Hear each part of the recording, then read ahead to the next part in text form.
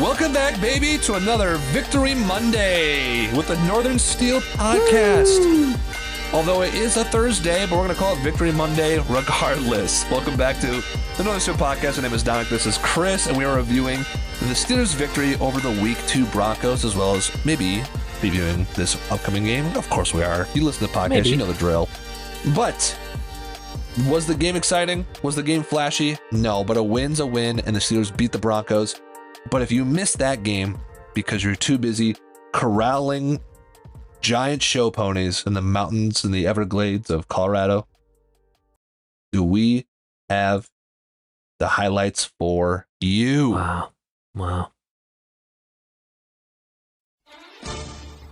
Week 2, Steelers at Denver, and we start off with a Denver defender running free as can be to sack Fields. But luckily his name is Justin Fields and not Justin Yields, as he does not hesitate and quickly escapes the pocket and scampers down the field for a 15-yard play. I'll stop.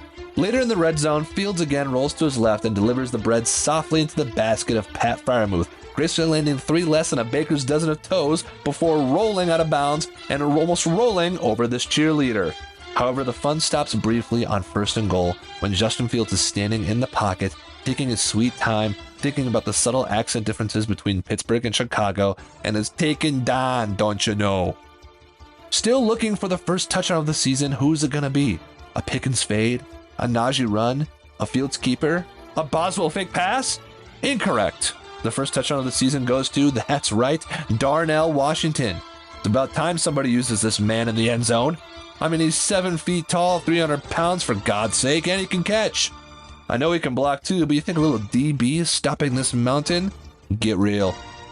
Steelers find themselves 3rd and long as Justin Fields will drop back and he'll launch a beautiful ball to George Pickens right on the sidelines with more than enough to move the chains for a Steelers first down. Next change of possessions, you'll notice on this exact play right here, Steelers allowed local kids to suit up and play on their defense, as this was really the best or only good run the Broncos had on this front seven all day long. Truly a class act put on by the Steelers team. But later on in this drive, Nix goes back to pass, and without even touching Nix, TJ unleashes his BDE aura, which is enough to get into Nix's head, making him stumble over his own 2 feet. Oh, and what's that I hear in the distance? Cue the Boz chant! Boz!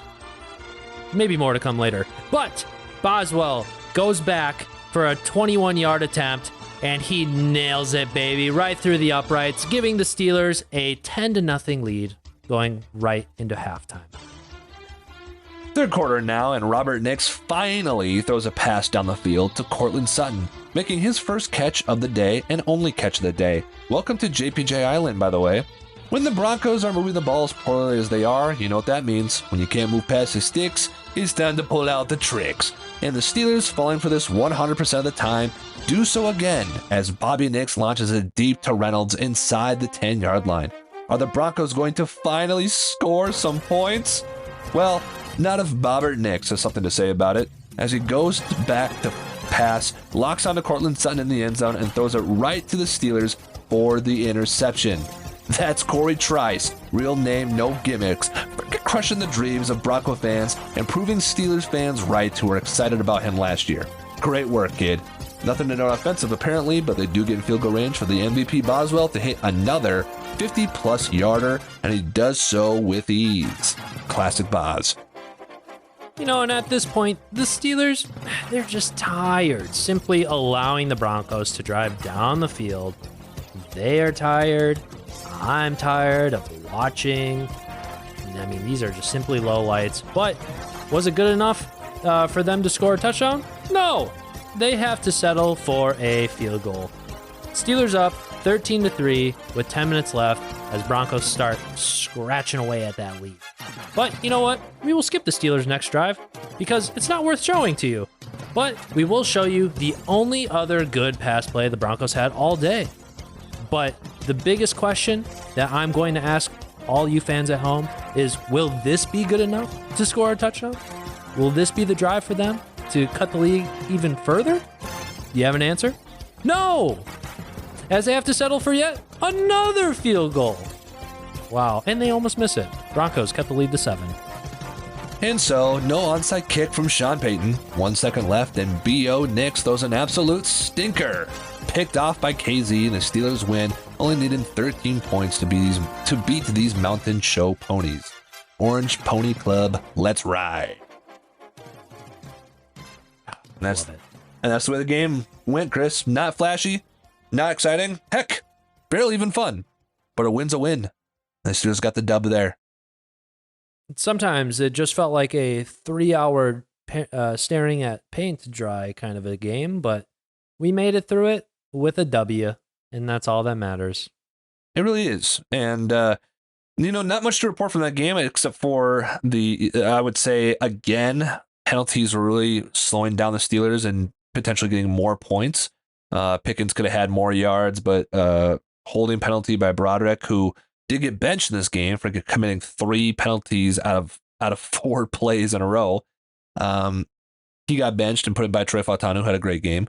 But that holding penalty took away Pickens' large pass. Pickens had a touchdown that was taken away by OPI. Not by Pickens, but by Van Jefferson. The Steelers were in the red zone right before halftime, where Boswell kicked the field goal, and they had a 3rd and 1, and maybe could have scored a touchdown on that drive, but the time ran out. All these situations maybe put them in a potentially bigger score than what they were. However, the second half, in classic Tomlin fashion, they played conservative ball. Just don't lose. Don't throw a turnover and don't lose instead of playing to win. Not great, not what you'd like to see. However, it is only week 2. If you want to stay optimistic, maybe there's some more tricks up the sleeve, more things they can work on. They trusted the defense to get the job done, and boy, did they.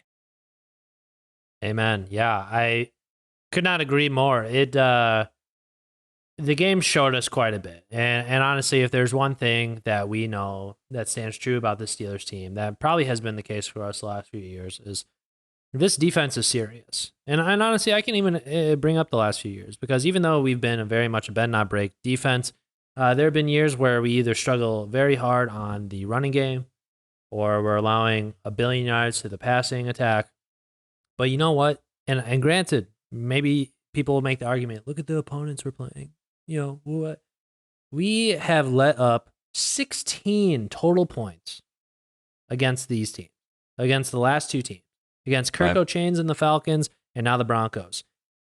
Fun fact is we're actually the number 2 lowest scoring team right now for defense, for only allowing 16 points, which is bonkers. And offense. Yeah, and offense. But aside from that, it's kind of exciting, because I feel like growing up, we saw such a dominant defense. We saw with the Troy Polamalu days and everything, and basically all you had to do was score 10 points in a game to win. I'm not saying it's the same caliber of defense, but it's kind of exciting to see how much this defense has really shut down teams so far this year, and they've played extraordinarily well. Offense just needs to find an identity. Even Justin Fields said it in his post game after this win against the Broncos. He's like, hey, a win's a win, but we're not doing so great offensively. So we got to find a rhythm. We got to be able to figure out how to push the ball and get it into the end zone. And honestly, if the Steelers can do something like that, we're looking at to be a really big time potential threat to a lot of these higher up teams. Yeah, the Justin Fields saying that was encouraging, because you like the win, but you also want to improve. And we've seen Steelers teams in the past who are just happy with the win, and that's that. This team wants to improve. Najee Harris was pretty pissed after the game as well by saying they committed too many penalties, which is true. They did. Case in point is why they're bringing in refs this week for practice to hopefully clean that up. But everything's so close. I mean, Arthur Smith had an interview recently where he said the dam feels like it's about to break. And it's they've been very close in scoring a lot more points and getting more yards, but just execution and sloppy penalties have really held this team back offensively. And I hope that he's right, although I know that some of the play calling in the second half wasn't great by Arthur Smith. It also wasn't great. Justin Fields wasn't scanning the field very well. He had a lot of missed opportunities to Pat Freiermuth. They didn't really. The Broncos changed up their schemes, so the running game wasn't working as well either. So those play calls weren't as effective there.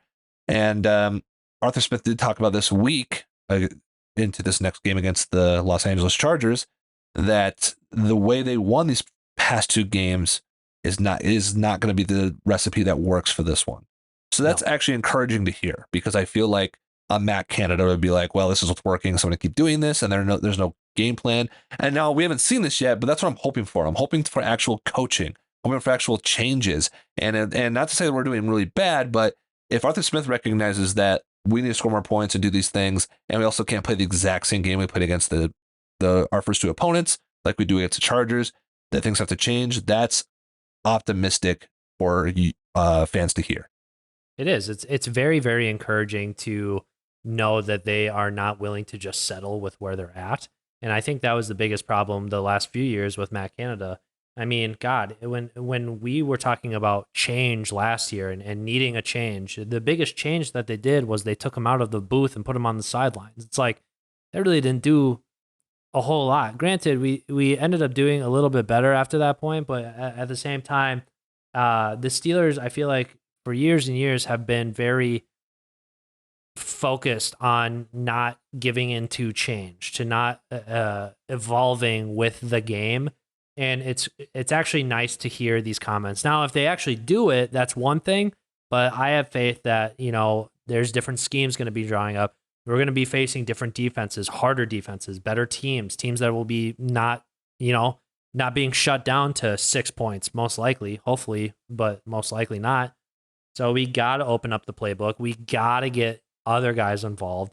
And to that point of getting other guys involved, I don't know if we'll touch on this later. I just wanted to make it a quick point, but obviously I know there's a big stress at wide receiver 2, and we got to give Justin someone else. And I really hope Roman Wilson is healthy, because I think he can make a difference.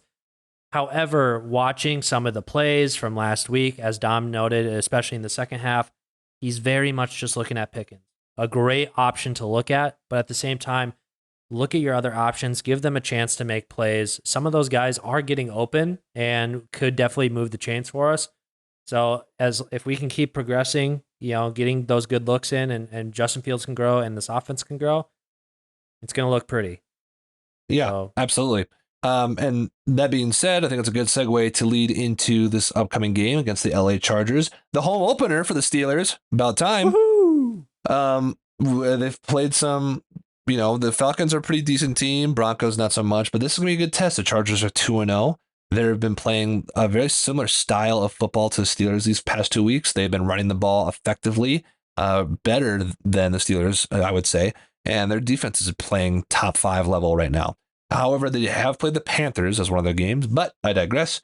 That is going to be a big matchup. It's going to be a way different ways. But before we get into my thoughts on it, that's time for our favorite subject. What is the word? Segment. There we go. Podcasting's hard. Our favorite segment. Keys to the game. That's right. Keys to the game. Chris, why don't you lay them down some keys to the game before I spit some stuff?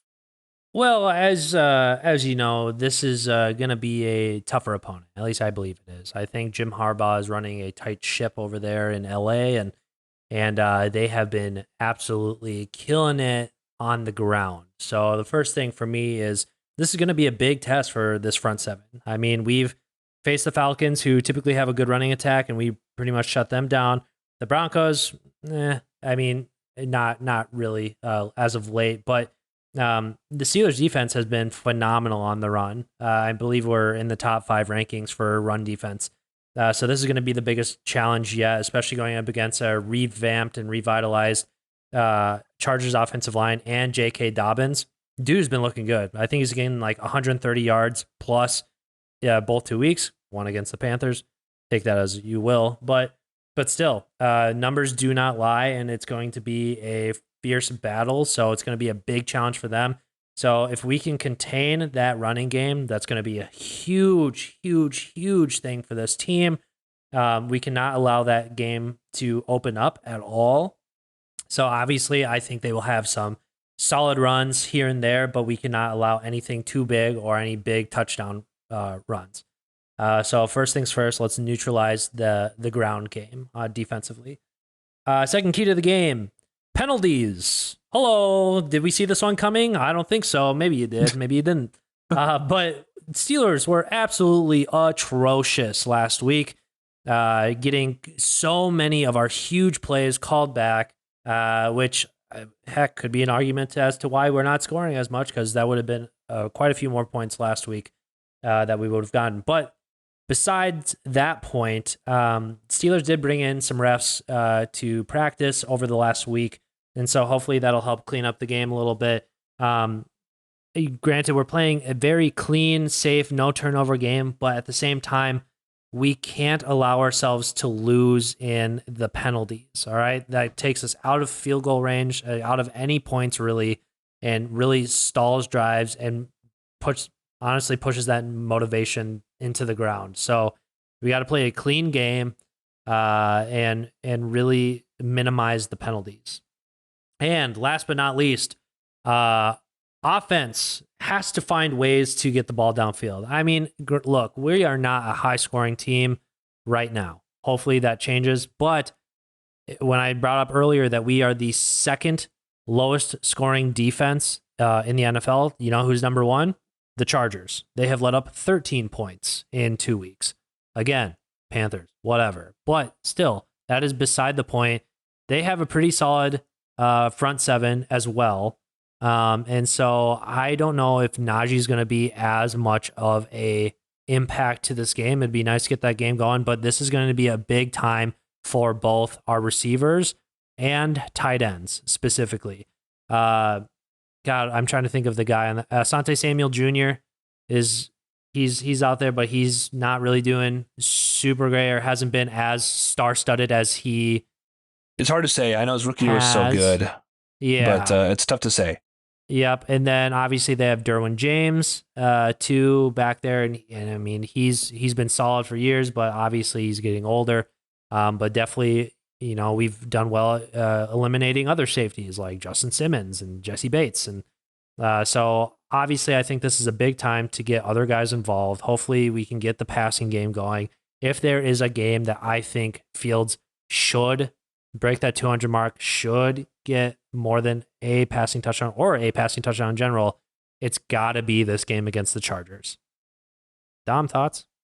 Yeah, no, I completely agree. The offense, working myself backwards, they got to find a way to score more points. I do believe that. I mean, this is a very solid team so far, pretty well coached in every regard, and they need to score more than 13 or 18 points and get some touchdowns on the board. And with that, less penalties will help them do that. They've had the opportunities to score more points in Atlanta, and penalties took big plays away. They had the opportunity to score more points in Denver, and penalties took big plays away.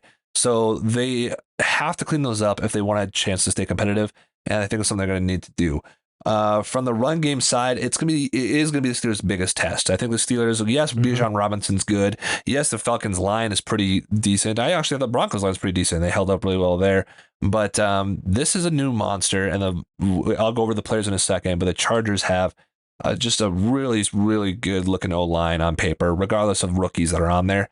And this is going to be a big test. Obviously, we know Justin Herbert's arm is very good. Obviously, he's a great quarterback, but I'm not really afraid of their wide receivers. And, you know, call it a hot take, call it me, you know, you knock on wood all you want, but JPJ's been playing great. Dante Jackson's been playing great. Corey Trice came in and played well. I kind of trust those guys more than I trust the Chargers receivers. If there is a guy to go off, it would be Ladd McConkey, but at the same time, I still kind of trust our defense from a passing perspective right now. And I think that's going to be linebackers mostly to go after Ladd. If I had to guess, I feel like Ladd's more of a internal slot dude, but I think we have pretty solid, capable linebackers. Yeah, that could be bad, but you know we're about to find out. So yeah. Going quickly in depth on their depth chart, you have Justin Herbert, like we all know what he's about. Like I said, they have J.K. Dobbins and Gus Edwards, the classic Baltimore Ravens running backs, and Hassan Haskins, who's a big body dude. I don't think he's running on the ball that well, but classic Michigan from Jim Harbaugh. Wide receivers, they have Joshua Palmer and Quentin Johnston and Ladd McConkey. Don't really care about any of those. They also have Brendan Rice, Jay Rice's son, my boy, but he doesn't really get a lot of playing time. Tight end, they have Will Dissly and Hayden Hurst. Names that have been around for a while, nothing to be scared about, but they are efficient, so look out for those tight ends. And then at line, this is going to be really tough. At left tackle, going against Highsmith, is Rashawn Slater, a great tackle in the NFL. At left guard, going against Cam, is Zion Johnson, a great guard in the NFL. At center is Bradley Bozeman, a very serviceable center. At right guard is Trey Pipkins III. He's been pretty good. And at right Apple tackle, Valley. going against TJ Watt, is Joe Alt, the rookie, who has had great games against Max Crosby and great games against, albeit an old Jadeveon Clowney. That is a very, very tough line, especially if you want to consider maybe the middle as a little more susceptible to damage.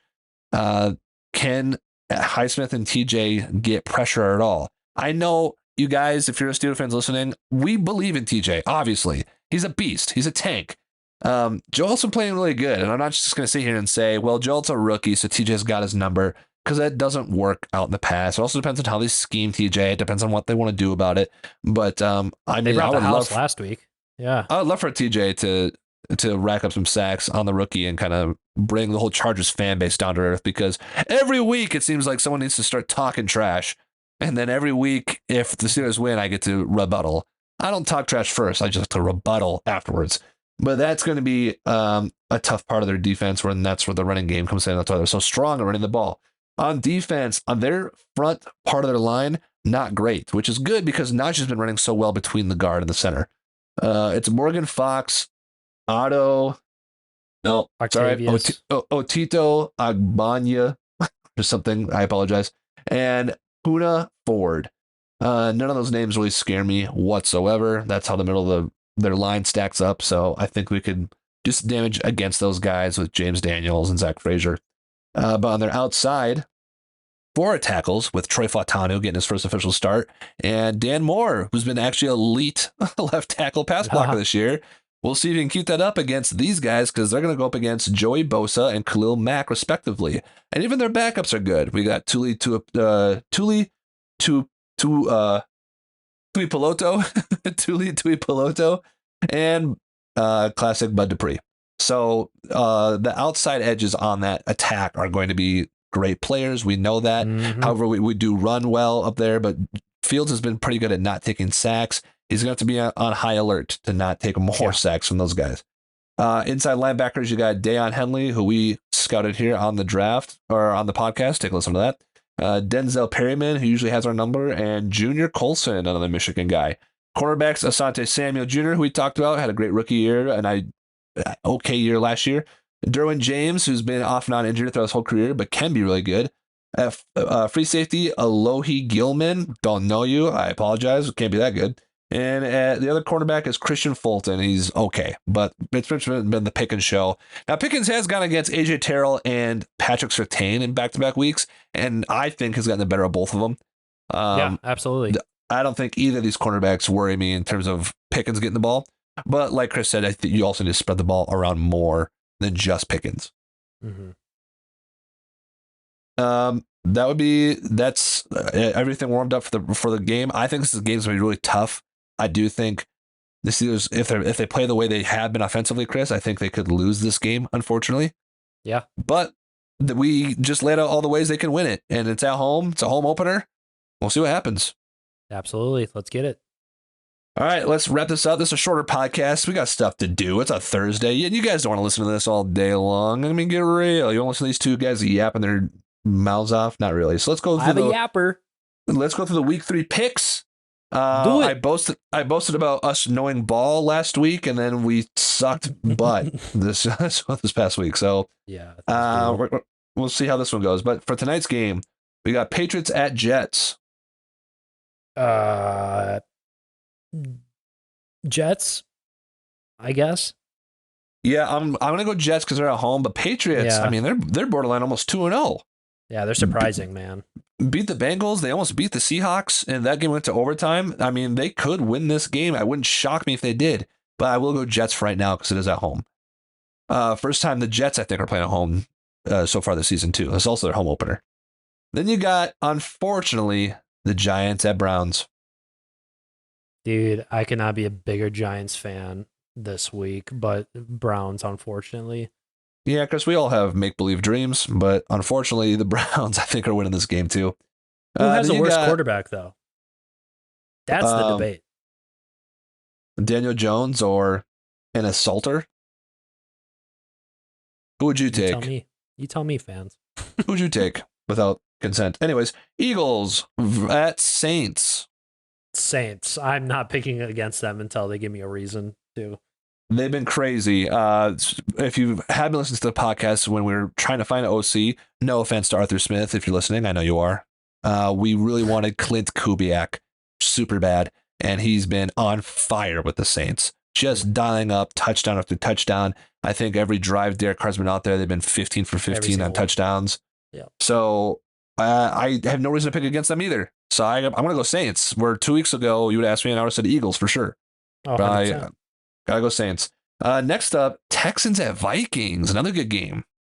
This is going to be a challenge. Obviously, Vikings are kind of a surprise 2-0 team, but it's at Minnesota. Yep. And I don't know. They've been looking pretty good. Is Justin Jefferson playing? Sounds like he is. Give me Minnesota. That's fine. That's fair. Minnesota has been playing really well, and it's been awesome because we live here, and I like to root for them on the side. But also, like, I don't know what to believe if I really need to believe in Sam Darnold. I mean, it's early in the season. We got a lot of football left, and the Texans are good. I think the Vikings, if they win this game, it's time to start talking about them as like a top 8 team for sure. But for right now, I am going to go Houston. It's no offense to the Vikings, but if they can prove it once again, then I'm going to start believing. Yeah, same. Then you got Broncos at Buccaneers. Buccaneers. Yeah, Buccaneers. Not answer faster. Packers at Titans. All right, so this is... I have zero faith in the Titans, so I'm just going to say Packers. Even if Willis is playing, I think they schemed it well enough to where they're like, all right, you won't throw the ball more than 10 times, but like, that's fine. We have Josh Jacobs. I think the Titans have a good defense, and I think they've been a couple weird Will Levis plays away from 2-0. If Malik Willis starts, I don't think he gets a revenge, and I am going to go with the upset and say the Titans. If Jordan Love somehow comes back and plays this game, then the Packers win. Sure. Next up is Bears at Colts. Bears. Yeah, I don't trust Anthony Richardson. I don't really trust Caleb Williams, but I trust the Bears defense more than the Colts defense. Yeah, Colts defense looks atrocious. So, gonna go Bears. And they lost Buckner. And they lost another good piece, which that's our week 4 opponent. So look out for that. Next is Chargers at Steelers. Steelers, baby, let's get that dub. Yeah, you know it is. We're gonna pick the Steelers. I just said they could lose this game, but they got other chances for me to pick against them. So I'm gonna pick Steelers. Dolphins at Seahawks. Seahawks. Yeah, unfortunately. Skylar Thompson, not the dude. Hawk Tua can't talk to a with that head injury. So it's Seattle the way. It's Seattle for now. Then you got Panthers at Raiders. Raiders until proven. Yeah. Yeah, Panthers are just a train wreck. They bench Bryce Young. Andy Dalton though. Yeah, Andy Dalton's undefeated against Raiders too. Upset alert. Just kidding. Bryce Young benched. They got rid of their sack leader. Heard Deontay Johnson might be on the trade block. I mean, what else could go wrong with this team? Up next is Niners at Rams. Niners. Gonna go Niners. Rams got way too many injuries, in my opinion. Yeah. Lions at Cardinals. This could go either way. I'm gonna say the Lions. I'm gonna say Cardinals. Cardinals, you made a believer out of me. I know you did. And with the amount of points you're scoring, and the Lions have not been playing well yet, I'm gonna go Cardinals. Ravens at Cowboys. Go Cowboys. And for that reason, I'm picking the Cowboys, so you better win. I am also picking the Cowboys just on a strictly manifesting reason because I want to see the Ravens go 0-3. That would be huge for the AFC North. Chiefs at Falcons. On Sunday Night Football, of course, Falcons are getting a bunch of prime time. Kirko, hilarious, but I don't think it's a good game, to be honest. Kirko Chains, this is your time to shine, baby, but you're going to lose to the Chiefs. So, look, I'll take a win by Kirko. The more AFC teams that lose, the better for the Steelers if they want to make a run. Absolutely. But I'm picking the Chiefs as well. And then Jaguars at Bills. Bills. Jags, I don't know what their problem is. I do. They're the Jags. For sure, the Bills. And then lastly, Commanders at Bengals, unfortunately. Go Commanders, but Bengals. Yeah, Bengals, I think I got to win too. They're also 0-2, and the Commanders just are not good enough, in my opinion. But I will also take a Commanders win. That'd be pretty awesome. Mm-hmm. But that is the podcast this week. Thank you for listening and checking in. Check us out next week where we review the Week 3 game and preview Week 4. You know the drill. That's how it always goes. You can follow us on TikTok, on Facebook, on Instagram, on YouTube, on LinkedIn, on Grubhub, on P-Hub. You know what I'm talking about. Down low. Do you have any other words for the people, Chris? Go Steelers. Go Steelers, indeed. Deuces. Peace.